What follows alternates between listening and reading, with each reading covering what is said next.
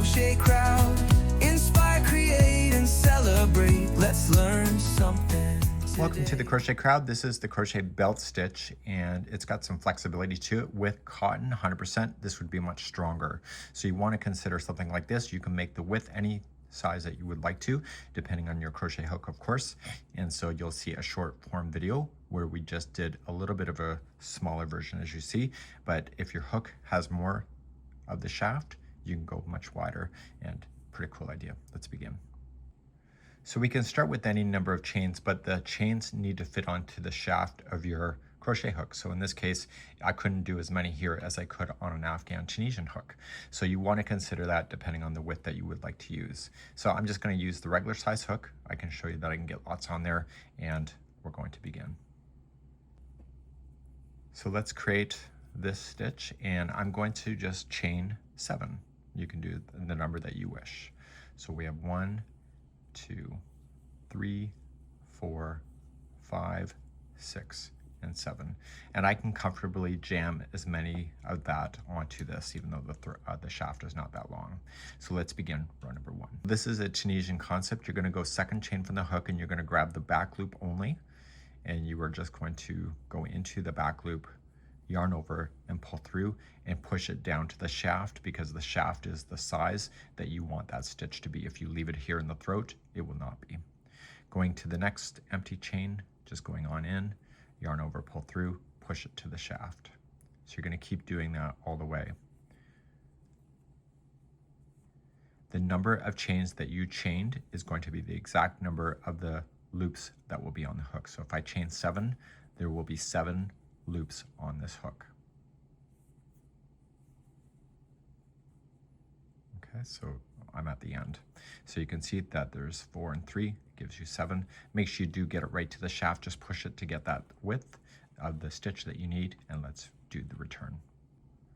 Now that I've gone all the way across, I'm going to come back, and I'm just going to yarn over, just to be a little bit relaxed about it. So yarn over and pull through all of the loops all the way back to the beginning. So what we're going to do is go to the second vertical and go all the way back through the inside of those loops. So just bypassing the first one, because the first vertical is this one. So we're going to go into the second vertical and all the way back across.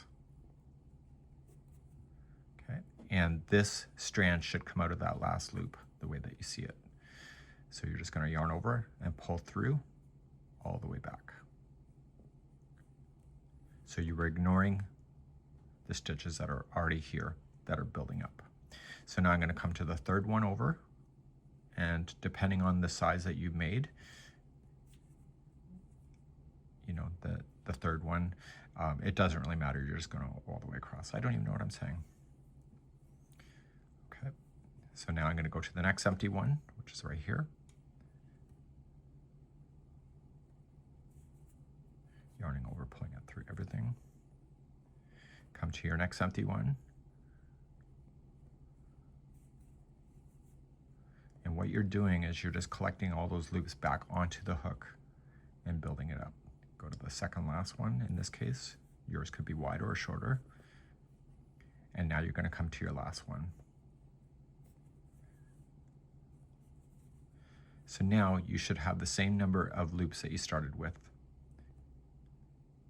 And now you're going to return pass, so you're going to come all the way back and start again. That's all this is. Okay, so you're going to come to the second one over, because the first one's already done. Second one all the way back across. Just watch that very last one. You got to make sure it comes out of that last loop. And then all the way back across. So you just ignore the ones that are already building up. So come to your next empty one, yarning over, pulling it through. This can be a very speedy process, and also a very sturdy belt or a strap, or whatever you like to make with this. What would you have for ideas for this particular stitch?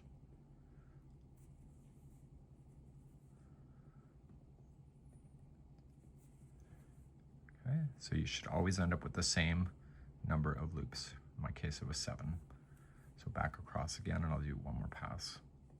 So starting on the second one over, going across, Again, make sure you get that last one. When I was practicing, I was not always getting that one, and then I was starting to miss a stitch, and I didn't know why. It's because of that. So you're just coming through.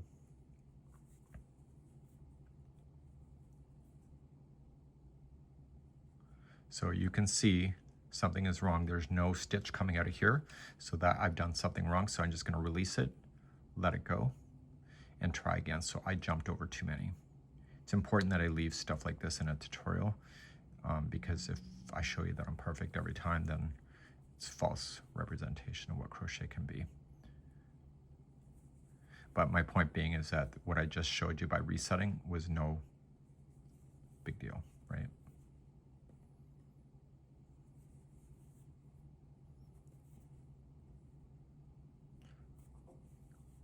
And then you're all the way.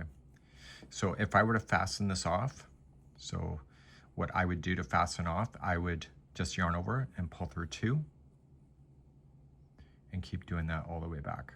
So yarn over, pull through 2, yarn over, pull through 2, yarn over, pull through 2, yarn over, pull through 2, and yarn over, pull through 2. And that's how I would finish that off. And then I would fasten that off and then just use it for whatever you are designing or whatever you need this for. That's what I would do. This is the crochet belt stitch.